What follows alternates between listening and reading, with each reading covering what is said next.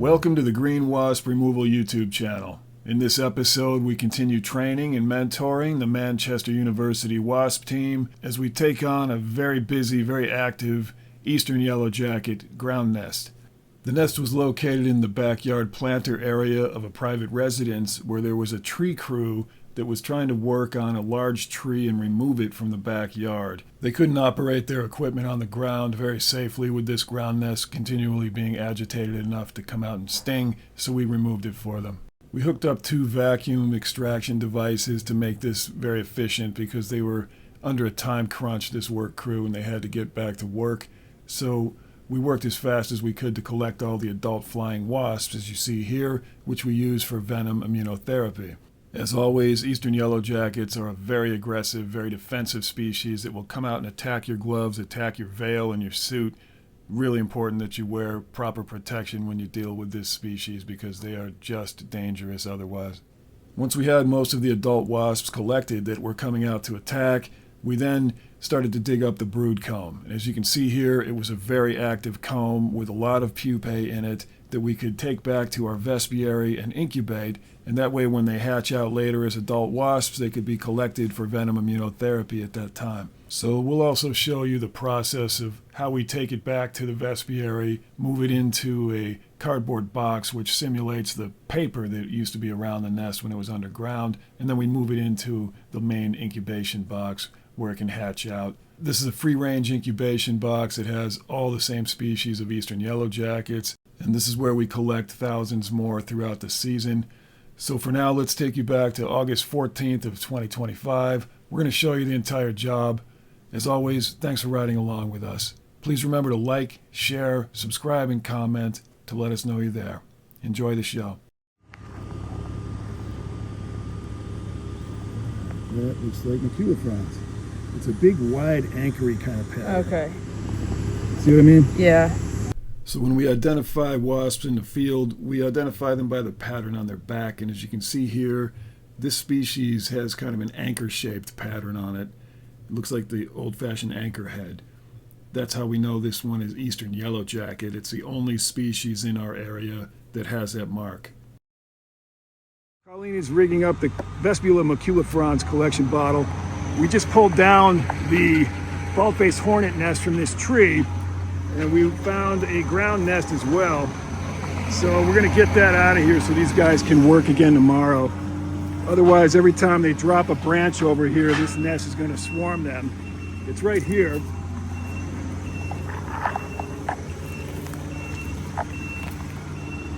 So we're rigging a second vacuum because it'll just be more efficient. There may be a second entry, or we'll just have 2 going because it'll save some time. Alright, so we went ahead and rigged up a second bottle, and this bottle will keep things moving a little quicker. And now we're going to try to tap them out and get them to come up on a panic response. And the way we do that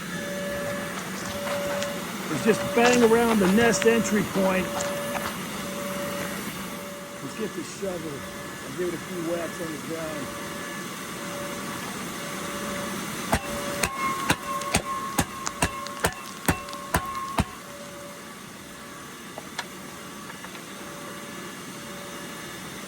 Not much happening. No.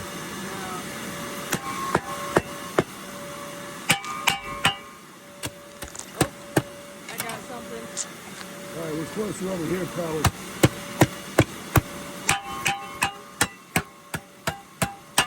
There we go.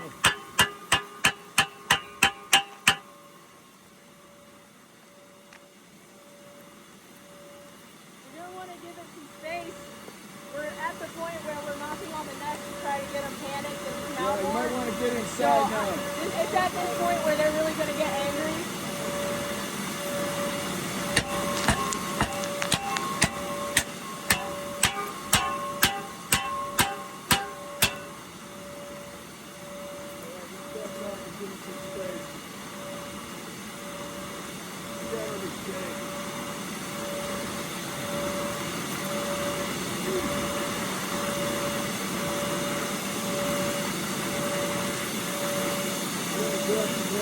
Good time.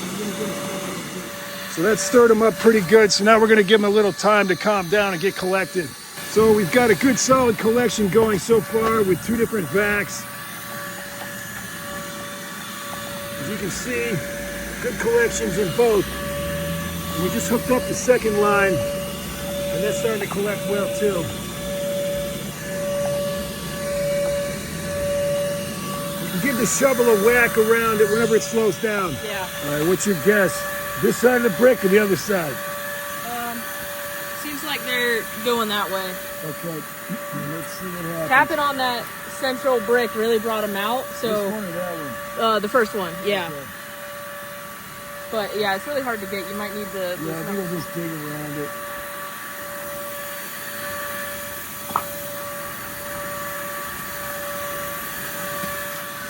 So far, so good with the collection. Very busy. Both bottles looking pretty good.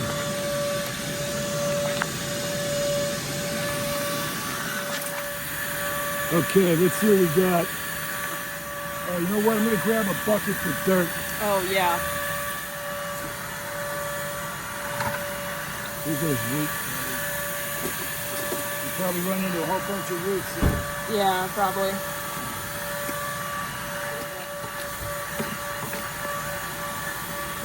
Yeah. Yeah.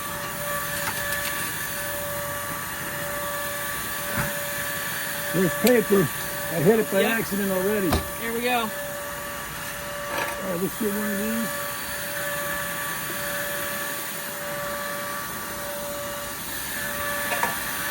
Let's get finished while we're at it.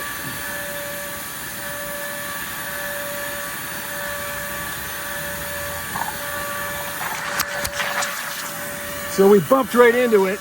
Here we are. So we're gonna let these get collected for a few minutes and then we'll pull the rest of it. To illustrate the reaction of Eastern Yellowjackets. They're all over the veil, all over the gloves. They don't leave you alone until you get out of the way.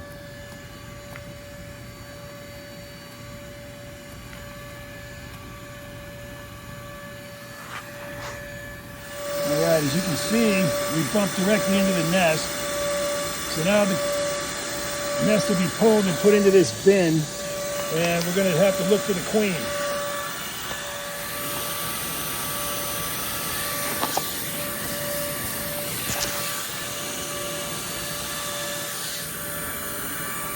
So we have one nest so far, one comb so far.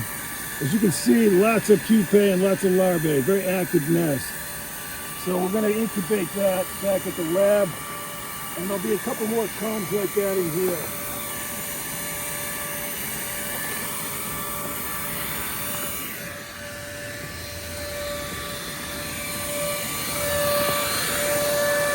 And right now we're looking primarily for the queen.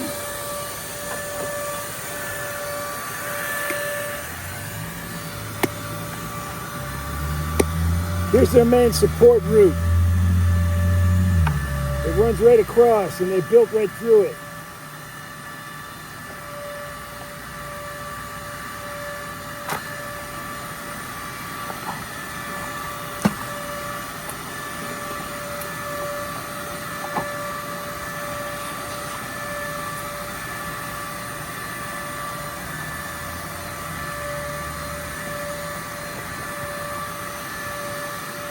Looking for a big yellow wasp. That'll be our queen.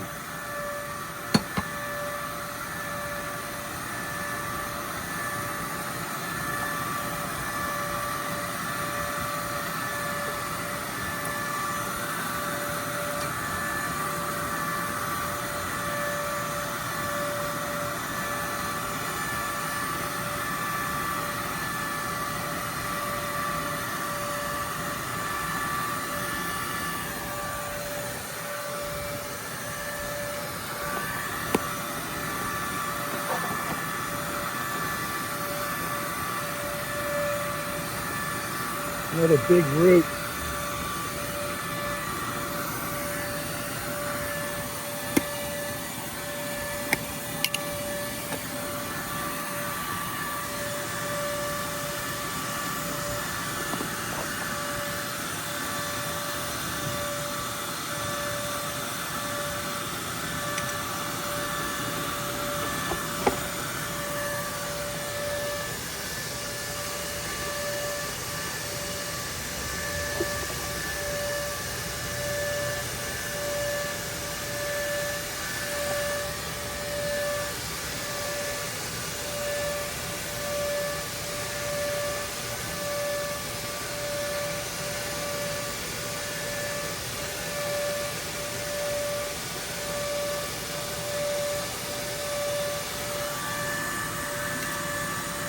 Wait, I think I see the queen in Down the here? dirt. Yeah. Great. Where was she? Towards that side of the hole. Okay. Just wriggling around, I think. Great.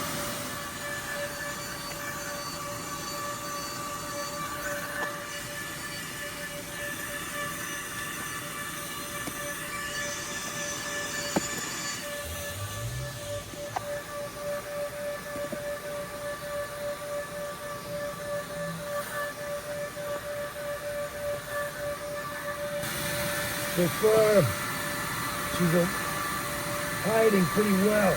Yeah. Is there more comb? Not that I've seen. Should we try digging towards the house? Is that more paper towards the house? I don't think so. There's one more cavity I feel, Okay. but there's a lot of little root holes she could run into. Yeah.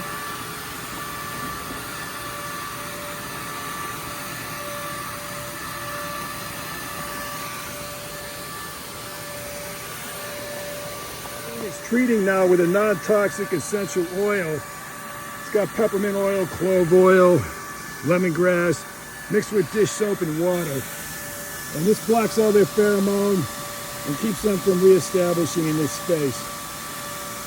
The nest is here.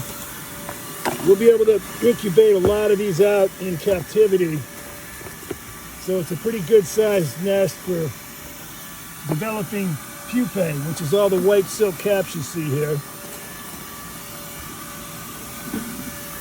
The queen got away on this one, but dousing it so heavily with oil, she won't survive in there. So layer it out, put in about a half of it, then spray, then the other half and spray, you know. So here's our maculifrons nest that we just dug up at the same site we did the bald-faced hornet nest in the tree. And this was a ground nest. What we're going to do now is transfer it into a box to simulate the paper that usually covers it. And then we're going to put it in our incubation box, which is exclusive to Eastern Yellowjacket. This is a maculifrons incubation box. As you can see, they're busily making paper in here and turning the whole thing into a maculifrons nest. There's several nests in here that are maculifrons, and we collect from this point occasionally, so that's where we put all of those nests.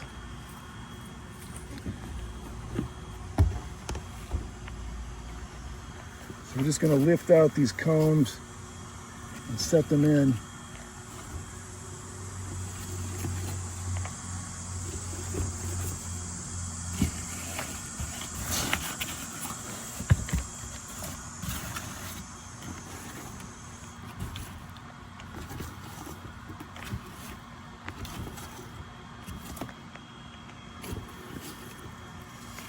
And hopefully most of these can still pupate out and we can collect them later.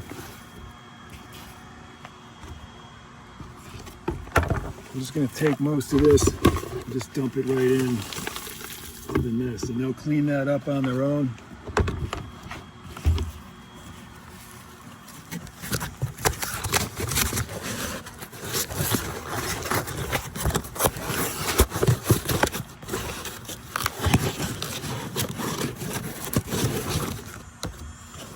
Leave a little bit of a gap in there for them to get out, and they'll use that as their entry and exit point.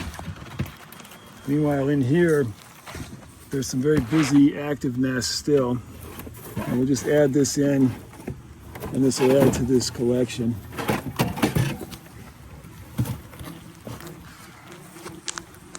Of course, they immediately attack, so you got to get out of here quickly.